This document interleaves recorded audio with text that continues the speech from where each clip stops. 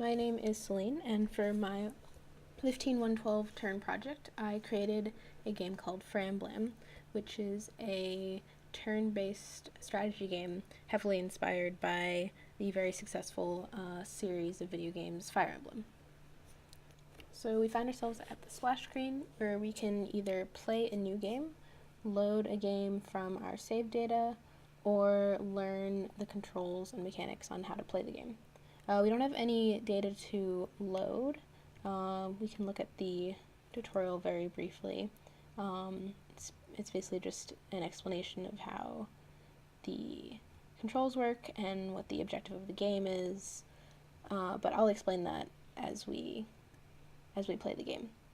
So let's just start a new game.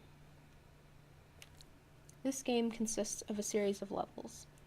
Each level is represented by a top-down grid-like map, and you control a group of characters whose objective is to defeat all of the enemies in the level in order to proceed to the next level and ultimately win the game. The more thickly outlined square in the top left of the map is the cursor, which outlines the tile that you're hovering over. You can move the cursor with the arrow keys. If you're hovering over a tile that a character is occupying, you can press X to view their character info, which shows various attributes that help you determine whether they will win or lose a battle. You can do the same for enemies. If you hover over a character and then press Z, then you will select the character. When the character is selected, the area around them will become highlighted as you see here. The area in blue represents their move range, so anywhere in this blue highlighted area is where they can move to. That doesn't include these landmarks of sorts that are not highlighted in blue.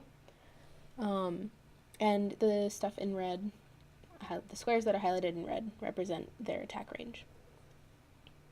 To move your character once you've selected them, move your cursor to the spot in the move range that you would like them to move to, and then press Z again. This causes a menu to appear in the top left with various options now that we've moved to this square.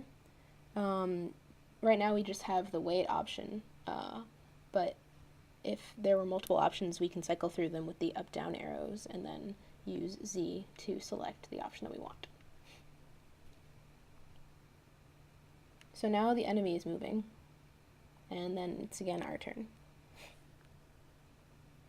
So again, we'll move closer to the enemy and wait.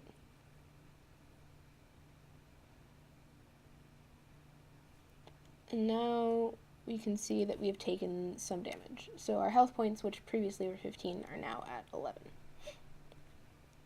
Now we can attack back, though, because we are within range. So we can move to a spot and attack the enemy.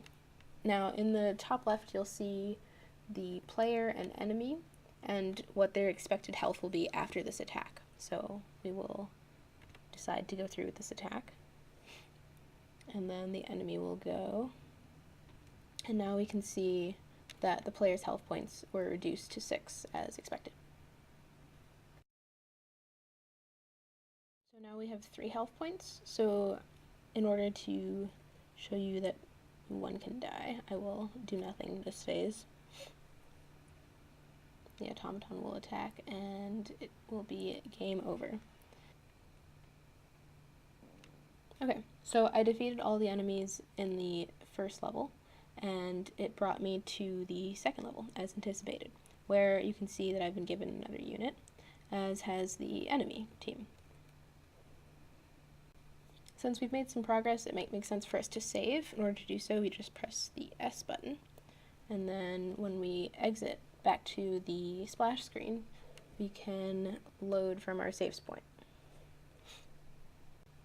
Now we've reached the final level, and we're faced with this enemy character who, if we go to his character info, does quite a bit of damage and has a decent amount of health, but only moves 1 square at a time and can only attack 1 square in front of him.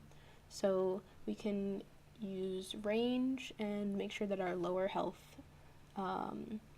players are further away.